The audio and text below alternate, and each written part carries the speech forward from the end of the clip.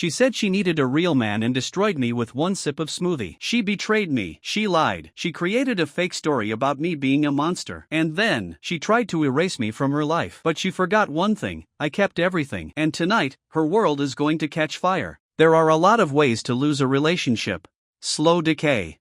Death by 1,000 microcuts. Growing apart. Mine ended with a smoothie and a smirk. I needed a real man, she said, curling her lips around a protein shake like she hadn't just detonated 3 years of my life in one sentence. I didn't yell. Didn't flip the table. I just smiled, grabbed my keys, and left. But that wasn't the beginning. Not really. The unraveling started months earlier, disguised as routine. Late nights at work. New perfume. Clothes I never saw her buy hanging in our closet. The slow migration of her phone from a casual object into a body part she guarded like it contained state secrets. I should have listened to my gut. I didn't. I'm not the jealous type. At least, I wasn't. Until I became the fool at the center of a joke I didn't know was being told. The night before it exploded, I saw the message. I was folding laundry when her phone lit up on the coffee table. A preview popped up. Miss you already. Last night was cut off. But the damage was done. That name, Jay. Not a friend. Not a cousin. Her boss. I could have snooped. I didn't. Instead, I waited until the blender stopped screaming and asked, "Who's Jay?" The way her back stiffened told me everything before she even turned around. And then, the smirk. Cold. Pleased with herself. It wasn't just betrayal. It was a performance.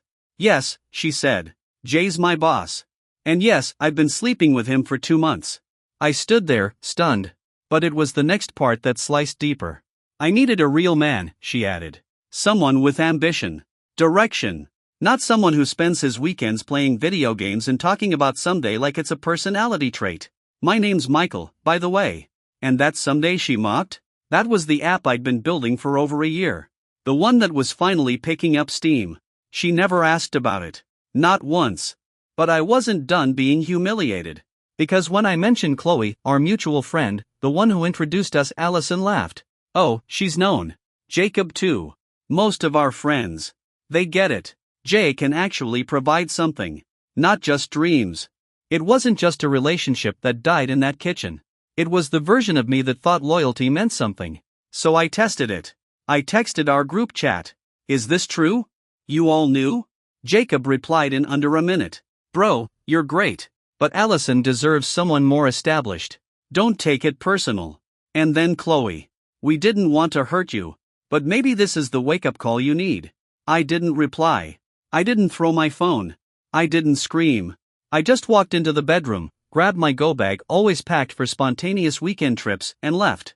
And that should have been the end. But it wasn't. I didn't sleep that night. Not really. I parked outside a 24-hour diner, stared at the flickering neon sign, and just sat. Everything was numb. Like my brain was buffering. I turned off my phone. 2 days later, when I finally powered it back on, it nearly caught fire. 32 missed calls. 47 unread texts. Most of them from Allison. Some from Jacob. Chloe. A couple from numbers I didn't recognize. But what floored me, what made my stomach actually churn, was the notification from work. Specifically, an HR broadcast email. Subject line, fostering a safe and supportive workplace environment. You know that sick twist in your gut when you realize the game's already in motion, and you never even got the rules? That. I checked Instagram out of morbid curiosity. Allison had been busy. Really busy. There she was, painting a narrative where I was the villain in our love story. Her posts read like something from a textbook on emotional abuse survivors. Years of being silenced. Gaslit. Controlled. She wrote like a poet in crisis. Black and white selfies, captions dripping in faux wisdom, hashtags like #healing and #stronger-without-you. According to her, I had financially controlled her by insisting we split our bills 50-50ths, even though she was the one who demanded that setup. Why? Because she wasn't some 1950s housewife. Hundreds of likes. Sympathetic comments. Entire threads of strangers praising her strength. Then came the kicker, a video. Allison crying softly. Makeup perfect. Lighting suspiciously good. I tried to be there for him, but he shut me out. Gaslight me. I was so alone. It had the emotional depth of a student film and the truth of a fake Yelp review. But people believed her. Even worse, people we knew believed her. That was when I got the message from Gemma. She was a coworker, always chill, stayed out of the drama. But her DM made my blood run cold. "Hey, you might want to check your email. Something's going around the office." She didn't elaborate. Didn't have to. Allison was escalating. Fast. By the time I got back to the motel, Pete, the owner, was waiting at the front desk. "She came by," he said. "Your girl." "She's not," I stopped myself. "What did she say?" He shrugged. "Asked if you were staying here." I didn't tell her. "She left, but she wasn't happy." I thanked him and headed to my room. The silence felt loaded now. Like it was about to explode. And explode it did. I went to grab some clothes from our storage unit, figuring it was a safe place. I was wrong. Juliana was there. Allison's best friend. The kind who called me family during holidays and borrowed my charger at parties. She looked jumpy. Paranoid. "I shouldn't be talking to you," she said.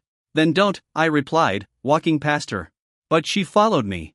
"You need to be careful," she said, voice low. "Jay, he's not just her boss. His wife? She's connected. And Allison's been spinning this whole thing to make you look unhinged." "Why are you telling me this?" I asked. "Because this isn't the first time." She hesitated. Then continued. "There was another guy. Before you. Same story. Different version. Jay gets involved. Allison follows. They paint the guy as unstable. He left town. Just vanished." I didn't answer. Couldn't. But that night, I did what I should have done months ago. I started digging. Social media. Public records. Everything I could find on Allison, Jay, and the guy Juliana mentioned. He existed. His name was Mark. Photos with Allison from years back. A comment thread where he suddenly disappears. No goodbye post. No life update. Just gone. This wasn't just infidelity. It was a pattern. And I was next in line to be erased. The final message that night came from an Instagram account I didn't recognize. Profile picture, a woman in her 40s. Expensive jewelry. Calm expression. The message? "We need to talk. About my husband. And your girlfriend. Tomorrow. Coffee?" Signed, Mrs. J. Mrs. J. Elegant profile picture. Polite tone. Direct message like a sniper shot. "We need to talk. About my husband. And your girlfriend." I stared at that message for 5 full minutes before replying. "Name the place." She chose a quiet cafe just outside the city, somewhere safe, neutral, but far enough off the radar that nobody would recognize us. When I walked in the next day, she was already there. Sitting in a corner booth, sunglasses off, hair perfectly in place, sipping something expensive. She looked like the kind of woman who could freeze hell with one raised eyebrow. "Michael," she said, extending a hand. "Thank you for coming." I sat down. "Let's skip the small talk," she said, sliding an envelope across the table. "This is what your girlfriend and my husband have been doing. In case you still had doubts." I opened it. Inside, photos. Printouts. Security camera footage. Hotel receipts. Expense reports showing private dinners booked during work hours and billed to the company. And texts. So many texts. Some between Jay and Allison. Others between Allison and Chloe, Jacob, even Juliana. The worst part? They weren't just mocking me. They were strategizing. Operation Boyfriend Phase Out was literally the title of one conversation. I'd been a project. A character in a plot twist. Something to be removed before the next chapter could begin. But Mrs. J wasn't here just to commiserate. "This isn't the first time," she said. "My husband's built a whole little operation around this. Young women at work, promises of promotions, emotional leverage. Then he burns them. Or they burn others. It's like a corporate cult. Why haven't you stopped him?" I asked. She smiled coldly. "I'm about to." She laid out her plan like she'd been rehearsing it for months. She had documents, financial misconduct, policy violations, even HR complaints that had mysteriously disappeared. She'd been gathering everything, waiting for the perfect moment. But she needed one last piece: public exposure. "The annual company gala is this Friday," she said. "Everyone important will be there. Including board members, investors, department heads." She leaned in, her voice low and dangerous. "I want them to see who he really is. Not just my cheating husband. Not just a corporate predator. But a coward who surrounds himself with sycophants and spineless enablers." "And what do you want from me?" I asked. "To show up," she said. "You're the only one who didn't run." I thought about it. About walking into a room full of people who'd already tried to erase me. About facing Allison, Jay, Chloe, Jacob. About watching them squirm under fluorescent lights and polite hors d'oeuvres. I nodded. I'll be there. She smiled. A real one this time. Then she handed me a flash drive. In case they try to twist the narrative again. This is the raw footage. I took it, feeling like I'd just been handed a lit match inside a powder keg. The next 3 days were a blur. I moved out of the motel and into a short-term rental. I changed my number. I printed copies of every screenshot, every record, every message. I didn't plan revenge. I prepared clarity. And when Friday rolled around, I didn't dress for war. I wore the best damn suit I owned. Clean shave. New haircut. Walked into that ballroom like I wasn't the ghost they tried to bury. First reaction? Chloe choking on her wine. Second? Jacob suddenly remembering a very important phone call. And then I saw Allison. Standing next to Jay. She froze when she saw me. Her mouth opened, maybe to scream, maybe to lie, but she didn't get the chance. Because that's when Mrs. J stepped onto the stage. And everything went nuclear. The annual company gala was supposed to be a celebration. Fancy suits. Fake laughs. The smell of expensive perfume and long-simmering resentment hidden behind corporate smiles. But this year? It turned into a crime scene for reputations. I walked in just behind Mrs. J, both of us dressed like we owned the building. I could feel the tension ripple across the room like static. The murmurs. The stares. People nudging each other, whispering behind champagne flutes. Jay noticed me first. His smirk dropped like a lead weight. Then Allison turned. Her jaw visibly clenched. But before either of them could react, the lights dimmed and Mrs. J took the mic on stage. "Thank you all for coming tonight," she said with her signature icy grace. "Before we begin the usual festivities, I'd like to share a short presentation." Behind her, the projection screen flickered to life. Slide 1, a blurry security cam still, Jay and Allison kissing in the parking garage. Slide 2, a spreadsheet of falsified expense reports, dinners listed as vendor meetings that align perfectly with the locations of their little escapades. Slide 3, a chat log, Allison bragging to Chloe about how she was replacing Michael with someone who actually matters. The room was dead silent. Except for one loud, audible gasp from someone who clearly didn't get the memo that we were in full exposé mode now. Jay lunged forward. "Turn it off," he shouted. "This is personal, this is slander." Mrs. J didn't even blink. She held up a remote and advanced the slides. Next up, screenshots of Jay manipulating internal performance reviews to force out employees who had raised concerns about him. Anonymous complaints that had mysteriously disappeared. Then came the emails. Conversations between Allison and Juliana coordinating stories, coaching each other on what to say if HR pokes around. By now, the guests weren't even pretending to be subtle. Phones out, cameras rolling, executives whispering in corners. HR's head slowly sinking into his hands. Allison finally snapped. "You think this makes you look strong?" she screamed at Mrs. J. "You think ruining everyone makes you a hero?" Mrs. J calmly set the mic down and turned to her. "I'm not trying to look strong," she said. "I am strong. And I'm done letting people like you and him set fire to everyone else's life just because you think no one will stop you." Jay tried to storm off. Didn't get far. Gemma, my coworker, the quiet one, stepped out from the crowd and blocked him. "HR has some questions," she said, holding up a thick folder. Turns out she'd been collecting her own receipts for months. But the real surprise? Jacob. Good ol' Jacob, the guy who'd told me to not take it personally, thinking helping Allison would earn him a fast track to middle management. He stepped up too. "Jay promised me a promotion if I backed their story," he blurted out, red-faced and shaking. "I recorded some of our conversations, just in case." You could practically hear Allison's brain short-circuiting. "You spineless piece of..." She never finished. Because that's when the hotel security team arrived. Apparently, Mrs. J had arranged everything.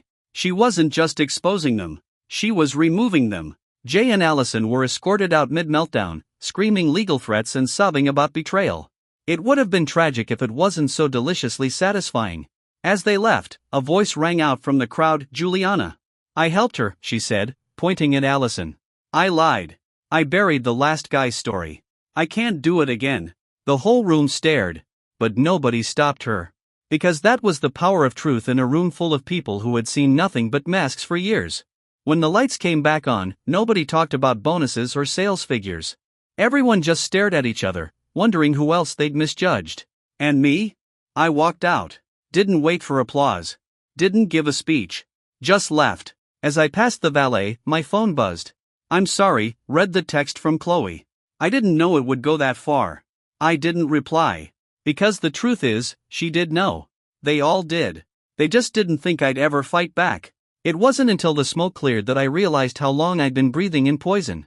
Not literal smoke, though after what happened at the gala, it might as well have been a controlled demolition of reputations.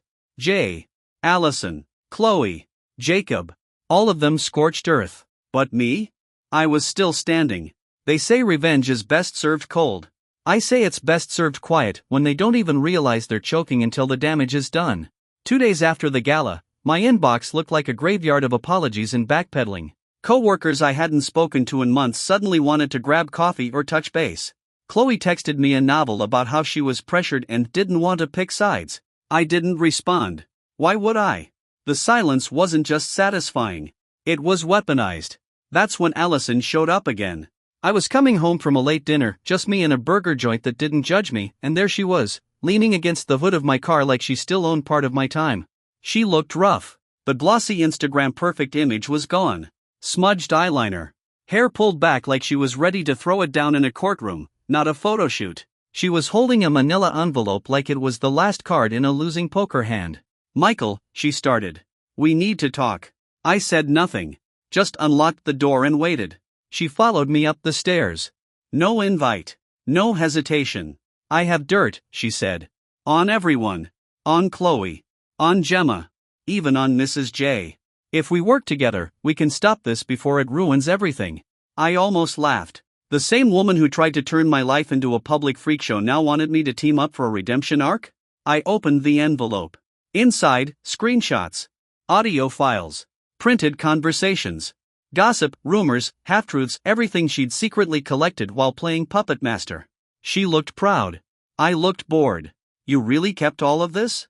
I asked. "I'm not stupid," she said. "I needed leverage. Insurance. But if this gets out, it burns everyone." I flipped through the pages. Found the ones about me. A group chat between her, Jacob, and Juliana titled "Mike's Implosion Timeline." That hurt more than I expected. But it didn't change anything. I looked at her, held the folder out, and dropped it on the floor. "You don't scare me anymore," I said. "Burn it. Leak it. Broadcast it on Times Square. You still lose." She stared at me like I was insane. "You'll regret this," she snapped. "No," I said. "I regret not walking away sooner." She tore the folder in half right there in the hallway. Screaming about betrayal, about loyalty, about how I never understood her vision. The building's security guy caught the last part of her meltdown. Escorted her out before she could get creative. By morning, someone had uploaded a clip of her screaming, "I made you relevant," to Reddit. It went viral within hours. Comments sections lit up. "Is this the HR gala meltdown chick? Bro, is this phase out girl?" The internet never forgets. She messed with the wrong guy. Meanwhile, Mrs. J finalized the divorce. She got the house. The cars. Control of J's company stock. J got slapped with multiple civil lawsuits for workplace harassment, financial fraud, and gross moral turpitude, which, apparently, is what rich lawyers say when someone's been extra sleazy. Last I heard, he's trying to start a coaching firm for startup execs in Arizona. Good luck with that, J. Google still works. Allison? She disappeared from social media. Deleted everything. Moved back in with her parents in a small town 3 states away. Juliana went radio silent. Jacob? Sent me one last message. Guess I deserve what's coming. Sorry, man. I didn't block him. I didn't reply either. Some silences are enough. As for Chloe, she's trying to reinvent herself online as some kind of emotional wellness influencer. Real daily affirmations and detox tea energy. Good for her. Let the internet see her for who she really is. And me? I moved out of that temporary rental and signed the lease on a new apartment downtown. Small, but it's mine. Every inch of it earned. I got promoted 2 weeks ago, Gemma put in a word. Apparently she's now in charge of the department Jay used to run. I take long walks. Cook actual meals. Sleep like a man who no longer checks his phone in fear. And yeah, I've started dating again. Someone kind. Funny. No drama. We talk about old movies and make terrible pancakes on weekends. She doesn't know everything yet. But she knows enough. And that's the thing. I'm not trying to prove anything anymore. Not to a girlfriend. Not to fake friends. Not to a boss who built an empire on lies. Because I already did the impossible. I escaped the fire. And I didn't just survive. I rebuilt. So here it is, Reddit. My last update. I started this thread thinking I was the victim of a cheating girlfriend. Turned out I was the target of a system designed to break people and walk away smiling. But I stood still, held my line, and watched the entire machine eat itself. Now, I don't need revenge. I've got peace. And in this world, that's rarer than justice.